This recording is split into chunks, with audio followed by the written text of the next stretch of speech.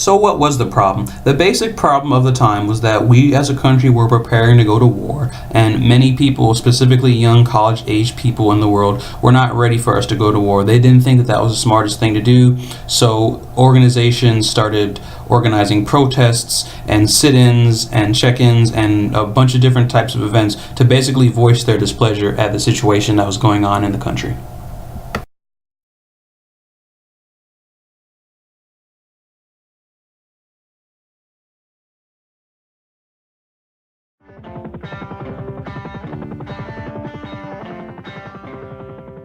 When Senate transcripts were made public, news of increased US involvement in Cambodia and Laos surfaces. This leads to more demonstrations across America. When Richard Nixon announced that his troops were being committed to Cambodia, the anti-war movement was revived in America. Huge moratorium marches protesting against the war in Cambodia spread to all parts of America and to other places such as Australia. In some cases, the National Guard fired on protesters. Tragedy strikes at Kent University, Ohio in May 1970. Several anti-war protesters hurl rocks at the National Guard, who open fire on the crowd, killing 4 students. Gotta get down to it. Soldiers are cutting us down. Now, the parents of America are shocked. These are nice middle-class kids who were shot down by their own people. Congress gets up in arms and essentially stops funding the war. They'll stop increasing the return of US troops from South Vietnam.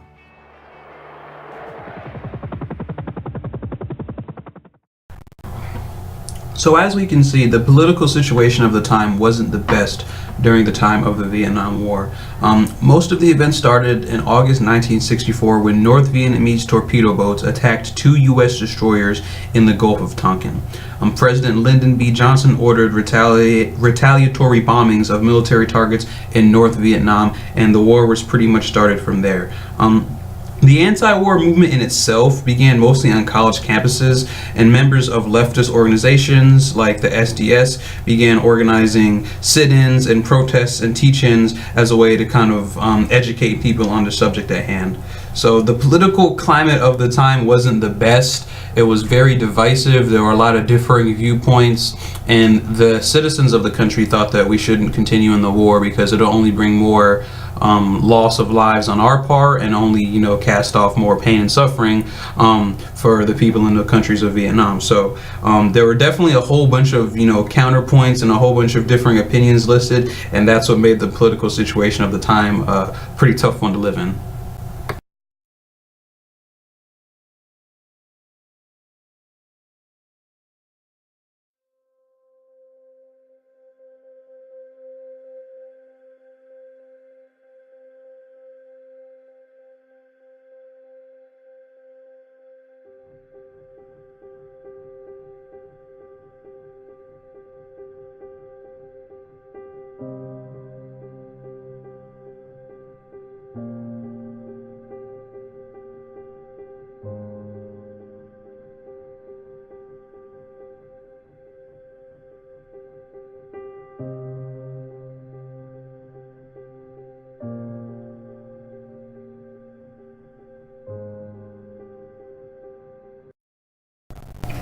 As far as the press is concerned during this time in America, it was said that the protesters and the news media that were covering them had a symbiotic relationship. This means that they both benefited off of one another.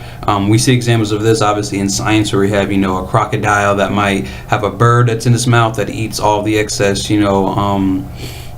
animals that might attack the alligator, but the bird also has a place to say. So yeah, that basically just means that they had a relationship that benefited each other. And basically the news benefited obviously because they had news stories. They always had something to report on, and they could spin it however, which way they wanted to. The news, as we know, is a 24-hour cycle, and the news never stops, so they need new reports and they constantly need new articles. So these protesters going to these events, and putting on these protests and making their voices heard was just providing the news outlets and the newspapers with more stories. And this wasn't always the best relationship or situation, because they could spin the stories how they wanted, and they could make the protesters seem, violent, irrational, however they wanted.